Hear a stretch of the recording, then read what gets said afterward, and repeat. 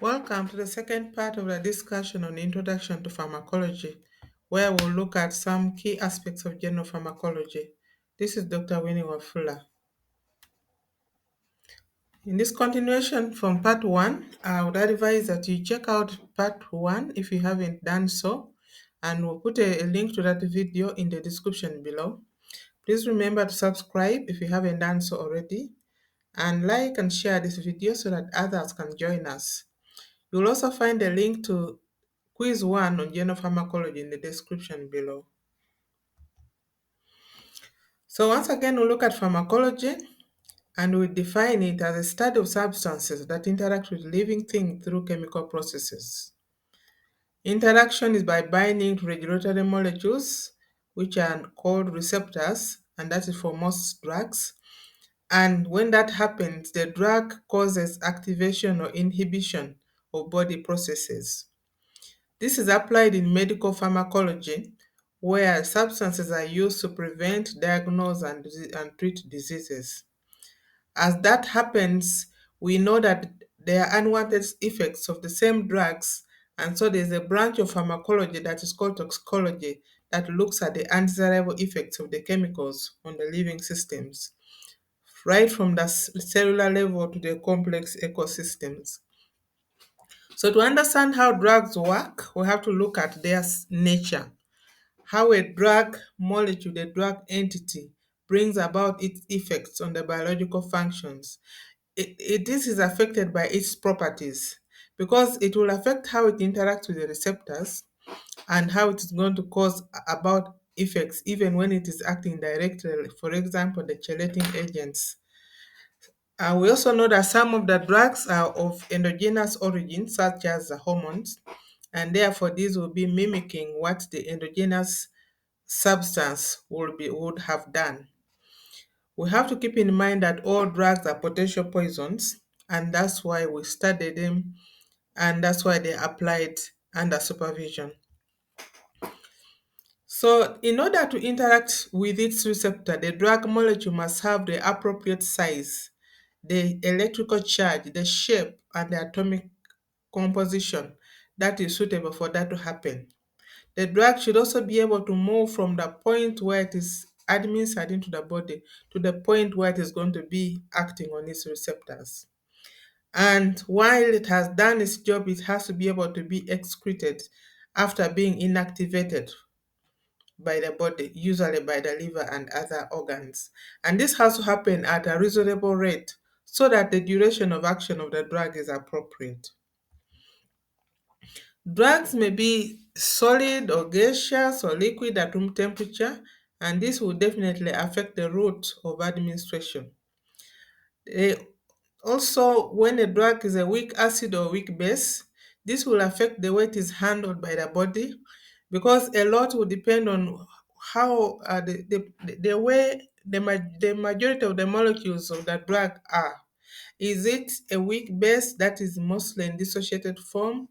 A weak acid that is in intact hasn't yet released its proton? Because all that will affect how it moves from different body compartments, how it comes to move across the biological membranes to the points where it is going to be metabolized or where it is going to act on its receptors, and also how it is eliminated from the body. So the interaction between the drug and its receptor are by means of chemical forces.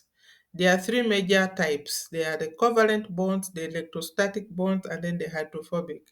Now, the drug acting through weak bonds is much more selective compared to that which acts on strong bonds because that requires a more precise fit for the drug to its receptor. The drug shape is complementary as you can think of the key and lock analogy. However, the drugs appears in different isomers, different stereoisomers. And so the way you look at, for example, a left hand glove not fitting well, you have to struggle to fit it into the right hand if the glove was meant for the left hand. So in that same way, different stereoisomers differ in the way they can act on the receptors because of the fitting. They may not be such a good fit. Therefore, one isomer will be more active compared to another. However, the drug in its natural mode of availability is a mixture of the race mix, a mixture of those different stereoisomers or enantiomers. We mentioned in Pharmacology 1 in the previous discussion, the previous video, that there are two broad categories when we look at pharmacology. We have pharmacodynamics, which refers to the action of the drug on the body. For example, the mechanism of action that would then lead to the desired or primary effects of that drug, the reason why it was designed and why it is being given to the patient. But also, it will also lead to this undesired or secondary effects. These ones, a few of them can be useful. By accident, they are found to be useful, but the majority of them will be adverse, unwanted. There will be the side effects, and that's what will constitute toxicology, as we have alluded to earlier. So we also look at pharmacokinetics. This refers to the actions of the body on the drugs. What does the body do to this drug after it has been administered? So after the drug is given, it is absorbed from the point of administration. It will be distributed to different parts of the body. And as it is distributed, it will come to the point where it is metabolized. That is also called biotransformation. And then it will be excreted. This is the ADME, the absorption, distribution, metabolism, and excretion. This applies to most drugs. However, we have to remember that some of the drugs can be excreted without any metabolism having taken place. And some will not have absorption per se. For example, if it is given directly into the vein, if it's given intravenously, there's no absorption to talk of, but still the other entities will apply. So when you look at pharmacodynamics, and at the point of drug receptor binding, there will be a sequence of activities that takes place. And this interaction of the drug and the receptor can be described as agonistic or antagonistic. As I mentioned earlier, receptors were there before drugs were made. So there were already chemical entities that are endogenous, that are normal to our bodies, that were meant to act on those receptors. The same receptors that the drug will now come and act on and modify the biological processes. So a drug which is an agonist is the one that is able to bind to the receptor, activate that receptor, and directly or indirectly evoke a response. So again, we have to remember that the agonists mimic the effects of the endogenous molecules that were already in the body before the drug was designed or even taken. On the other hand, the antagonist will bind to the receptor but will not activate it. However, since it has bound to the receptor, it will now block the way for the agonist. Therefore, that receptor is not available for the agonist. Antagonism may be reversible or not reversible. Now, there is a partial agonist. The partial agonist compared to the full agonist, it will also activate the receptor, but it will not bring about the full response that is possible from that system. It will be a weak agonist in the absence of the agonist. If it's the only one being given, it is a weak agonist. It will bring about the partial effect. However, when it is in the presence of a full agonist, it will now be an antagonist because it will be preventing the full agonist from binding to the receptor. Intrinsic activity refers to the ability of a drug to trigger an effect once it has bound to the receptor. So the agonists and partial agonists have intrinsic activity, whereas the antagonists don't have intrinsic activity. Another phenomenon to look at is the efficacy. This is the ability of a drug to elicit the maximum response once it has been given. A partial agonist have a lower efficacy compared to a full agonist because for a given receptor action because they cannot bring about the maximum response that is possible from the system. The antagonists have efficacy but not intrinsic activity. On the other hand, we'll look at potency, which is a measure of how much drug is required to elicit a given response.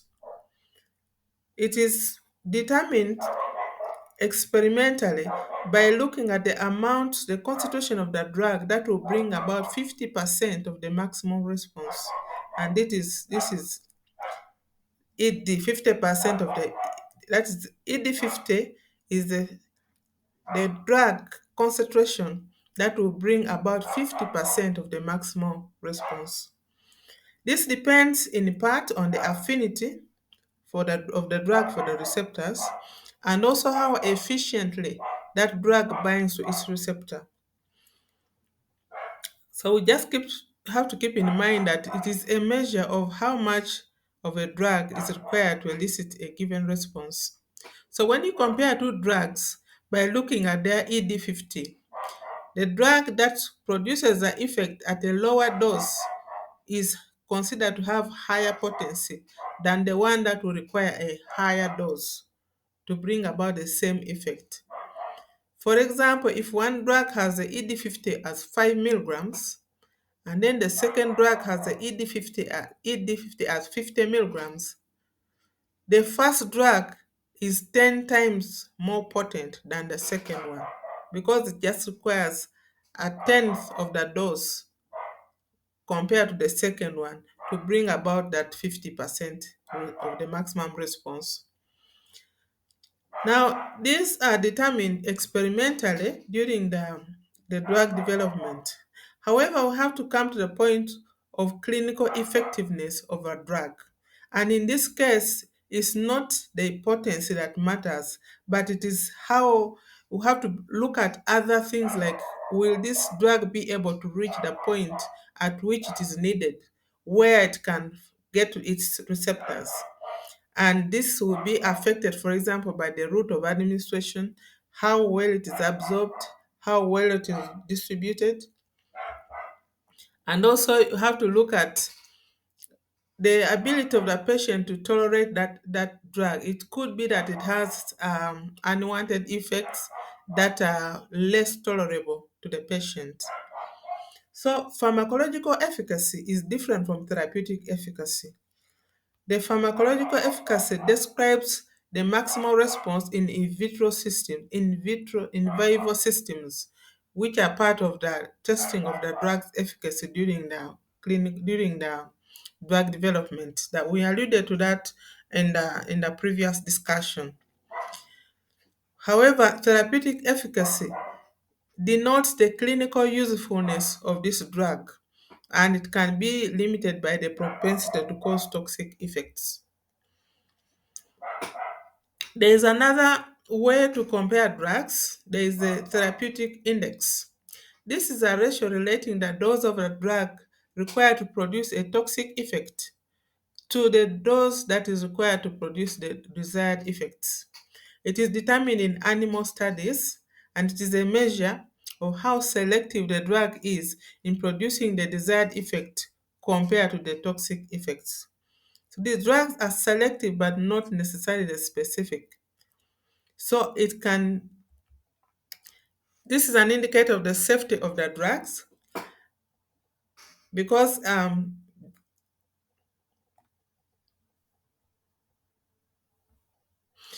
it is an indicator of the safety of the drug because a drug may not cause toxic effects even when it is accidentally taken. That is a drug that is relatively safe. However, there are drugs such as warfarin, the anticoagulant, which has a low toxic index. And that one, even within the therapeutic margin, already there's danger of having the side effects. And in this case, bleeding is the most feared side effect of an anticoagulant.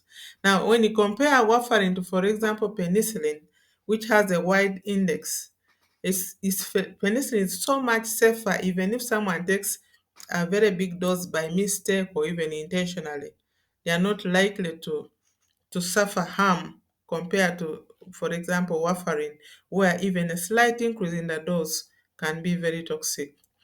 It is therefore possible to look out for the overlap which happens in practice the overlap between the drug that causes the toxic effects and the drug that is and the dose that is therapeutic.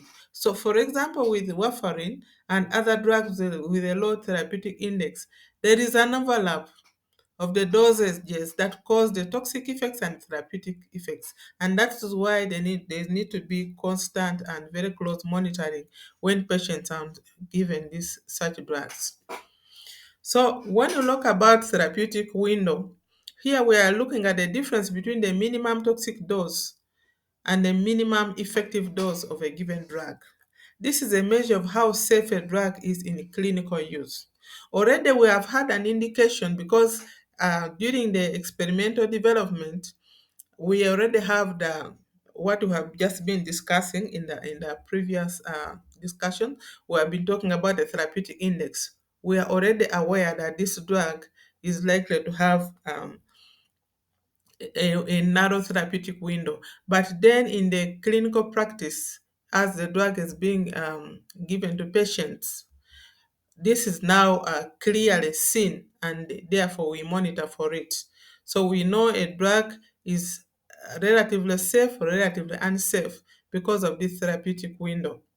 So the drugs with a narrow therapeutic window are given with great care. This cannot be overemphasized. They are given with great care, and you take into consideration the plasma concentrations. Such drugs include digoxin, dopamine, and we have also talked about warfarin already. These have narrow therapeutic window. They are given with great care. The patients need to be monitored, and we know very well that they will have to be aware and be on the lookout for the toxicity.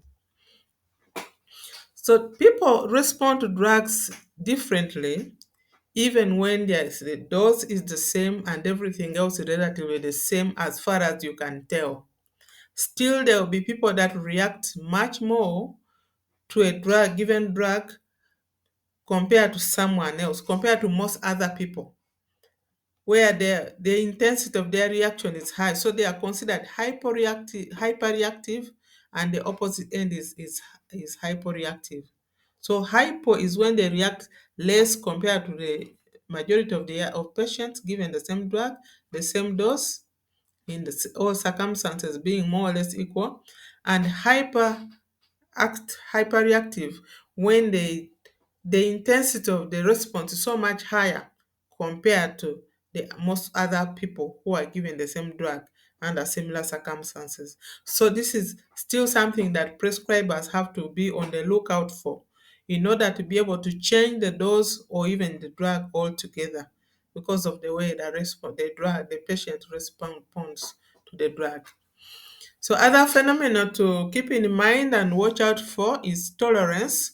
Tolerance is when the response to a drug reduces with continued use. Here we are saying prolonged use. You find this in many textbooks. However, tolerance can occur even within a few days, even a week, or maybe a couple of months. That is not really prolonged use. That even is a relatively short time. And then there's a component whereby this tolerance can occur rapidly. For example, after just a couple of doses. And this is phenomenon is now called tachyphylaxis. So tachyphylaxis is when the tolerance occurs rapidly. So a loss of responsiveness occurring after a short period of time, that is tachyphylaxis. And this is common in drugs that act indirectly. For example, the drug that can cause a depletion of the endogenous agonist that can lead to tolerance and tachyphylaxis specifically.